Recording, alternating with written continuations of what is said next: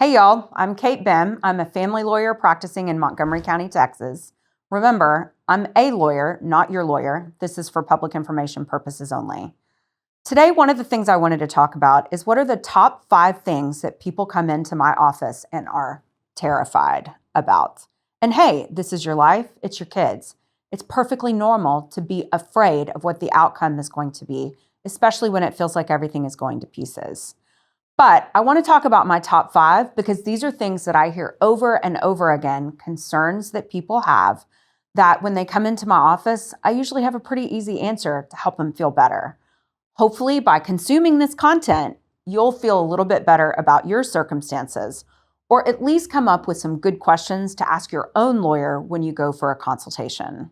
If you like this content, please subscribe, please like it, please follow my page because there's more to come. And if you want to drop some ideas in the comments of content you'd like to hear about in the future, I'll be happy to take a look and see if it's a good fit for my expertise. Let's talk about family law. Here we go. All right, number 1. One of the biggest things that I hear is when people are getting divorced or when they're having a suit affecting the parent-child relationship, we call those a SAPSR because it's the first letter of each word in suit affecting the parent-child relationship. People often come into my office and say, my ex is insisting on 50-50 and there's not going to be any child support. That is a common concern that people have, especially when you've been in a relationship with someone where you relied upon them for a substantial amount of your financial support. Well, under the Texas Family Code, a standard possession order, which is not 50-50, is presumed to be in the best interest of every single child over 3. So in order for a court to find that a standard possession order is not in the best interest of a child, they have to hear evidence to support 50-50 in favor of a child. Now, we have some courts that would say that the evidence they need for 50-50 is very mild and largely insignificant, just that we've got 2 very involved parents who should have 50-50 access to their children. And then we have other courts, I can think of a few locally, who are really pretty married to the idea of a standard possession order. And before they order something different, they want to see really strong evidence that a standard possession order doesn't work for that family. And I know that somebody is going to drop into the comments, what kind of evidence do I need in order to say that a standard possession order is in the best interest? That's a different video. We'll talk about it later. But I want you to understand before you panic that in many courts, the standard possession order is going to be the likely outcome if all other things are equal. And so it's likely that a court is going to order that there be child support due and owable to the custodial parent. Now, I say that because I practice within a specific area of the state of Texas. Your area may be different. If you're not in the state of Texas, your state may have something that's very different than the Texas Standard Possession Order. So it is of critical importance that you talk to a lawyer who practices in the court where your case is likely to be heard, because they are going to have more insight into what it is that your local judges are likely to do. So when I speak with this extraordinary amount of authority about the standard possession order and how it works and what you're likely to get, I'm basing that upon my experience in the courts where I practice, okay? So it's important that you talk to a lawyer in your area who is familiar with your courts. And by the way, just a little aside, don't go to a dabbler. Go to somebody that practices in the courts where your case is likely to be pending all the time. Their experience is valuable to you, all right? Take my advice on that for sure. Next, number 2, I have people come into my office all the time and I heard it just yesterday as a matter of fact, my husband tells me that he's going to leave me with nothing. Or my wife says that she's going to bleed me dry. Well, first, we're lawyers, we're creative people who have experience and expertise in this field. We do have ways of preventing that from happening.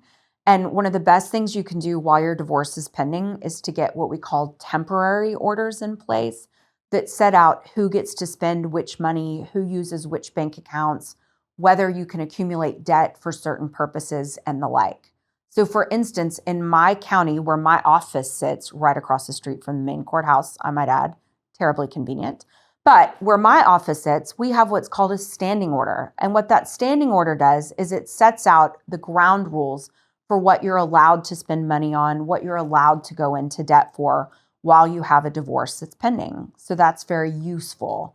So what is often going to happen is that your lawyer is going to request that the court enter some injunctions that prohibit somebody from going out and, say emptying out a 401k and buying an Escalade for their girlfriend with the money. By the way, I did actually have that happen. Blew my mind while the divorce was pending. It was insane. But so there are orders that can be put into place to protect you from things like that happening. And your lawyer's goal is to try to protect you from that type of behavior. And courts are likely to honor those types of requests because they are an important part of preserving the marital estate. The marital estate is the property that the court needs to divide by the time you get divorced. Next, she tells me she's going to take my kids away. He says that if I do blank, I'm never going to see my kids again. I got news for you. Even people who abuse their children get to see their children. If you are a good parent who does not have a drug and alcohol problem, who is not abusive or neglectful to your children, you're going to get to see your kids. As I said previously, for children over the age of 3, a standard possession order is presumed to be in the best interest of your children. That's the presumption. So in order for someone to take your children away from you, they have to overcome that presumption. So please don't be too terribly concerned about that. And when people violate those types of orders, the court has the authority to put them in jail for up to 6 months for each and every time they violate that order. So once there is a court order in place establishing that you have access to your children, someone can go to jail for violating that order. It's serious business. So don't be as afraid of that as you might be. One thing I hear all the time is that my spouse is a narcissist who can convince anyone of anything. I get it. I really do. I understand that when you have been living in an environment with someone who is very charismatic and who has 2 faces, they treat you differently than they greet the world. And so it seems as though everyone is convinced that they are this wonderful person, and you are the only person who sees the real them. I don't know what it is, but there is something about being on the witness stand that shines a bright, glaring light on people's inner being. It is wild. You also need to be searching for an attorney who is a really talented, skilled litigator who is willing to take on that type of personality.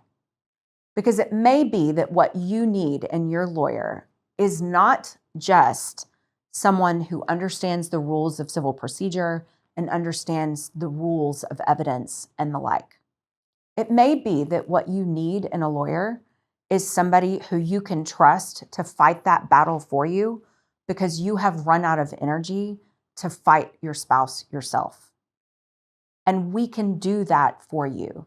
There are lawyers who have a certain type of mindset that are willing to take on that type of personality, and that's something that you should inquire about the first time you meet with a lawyer. Now, I do want to warn you of this.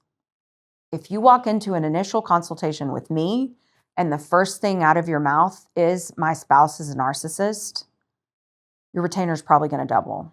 I hate to admit it, but it's true. And that's because we know that we're about to get involved in a divorce with a really difficult personality type, and it's going to take more work for us. We bill by the hour, folks. That's the business model.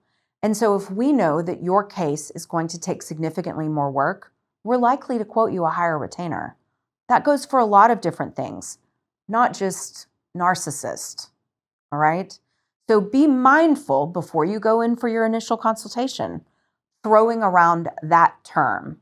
You might actually have better luck with your consultation describing the behaviors that your spouse engages in and the attitude of your spouse rather than using that dirty word. So keep that in mind. Last, lawyers will make things worse. I got news for you again. We are not here to pull the pin on the grenade of your life, toss it, watch it blow up, and say we're the only ones that can pick up the pieces. No, no, no, no, no. A good family lawyer is here to help shepherd you through a process. Lawyers are just normal people that have a unique skill set that is hopefully honed by years of practice and committing ourselves to excellence in our craft. So we are not here to create conflict. In fact, probably 80% of my clients come into my office and are like, I hired you because I heard you were a bulldog. Why do you keep telling me not to go to court? And my answer to that is usually, well, it's going to cost you $1,500 to go to court to fight over a $300 utility bill. That's a bad financial investment, right? So in fact, what we want to do is we want to help you resolve your issues as practically and as peacefully as possible. And it's only when we come to the realization that practical, peaceful solutions are never going to happen that we start gearing up for battle. Until then, our goal is to help you resolve these issues. Because look, if you're getting divorced and there's kids involved, this is going to be somebody you're going to have to deal with likely for the rest of your life. Because just because your kids turn 18, it doesn't mean that you never have to see your spouse again. Hopefully, there will be first birthday parties for grandbabies, weddings, there will be college graduations, graduate school graduations, all these different events that you are going to have to face them at. So for us to blow up your life simply because it pleases us to do so, terrible idea. Terrible idea. But at the same time, when you are hiring a lawyer, you want to make sure that you go to a lawyer that you trust that if push comes to shove, they do have the experience and expertise necessary to represent you well in court. Because sometimes the most unlikely cases wind up in contested trials, but sometimes the most hotly contested, high conflict cases resolve with agreements, and you want a lawyer who's capable of doing both. Thanks for spending this time with me today. Remember, I'm a lawyer, not your lawyer. You need to meet with an attorney who practices regularly in the area where you live, in the courts where your case is likely to be pending. And good luck in court.